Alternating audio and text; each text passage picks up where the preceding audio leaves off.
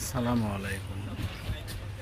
আপনারা মোটা মানুষের জন্য পেটিকোটগুলো কীভাবে কাটবেন?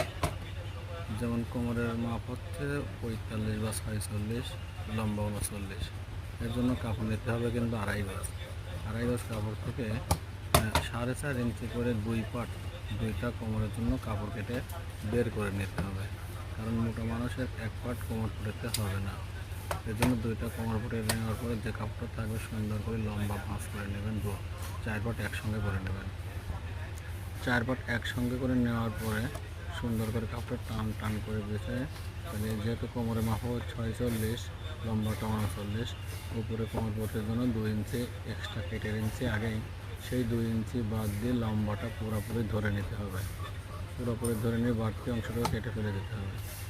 এরপরে কোমরের মাপ অনুযায়ী, যেহেতু 46 কোমর, এজন্য 6 ইঞ্চি করে এক সাইডে দাগ দিয়ে নিয়ে 6 48 হবে। সেলাই দেওয়ার পর হয়তো 44 টিকবে।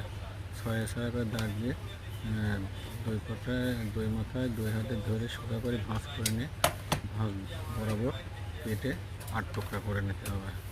8 টুকরা করে নিলে পর তাহলে 6 পাট হয়ে যাবে।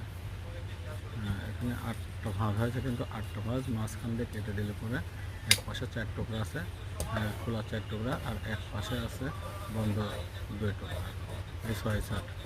এরপরে করস মাথা থেকে হালকা হাফ ইঞ্চি করে ডাউন করে কেটে দেবে, যাতে সবটি নিচের মাথাগুলো সমান থাকে, যাতে ঢেউ বা ছোটো বড়ো বেকাতেরা যাতে না হয়। এভাবে 6/7 পেটিকোট কাটা শেষ করবেন। আর ভালো লাগলে চ্যানেলটি সাবস্ক্রাইব করবেন। আসসালাম।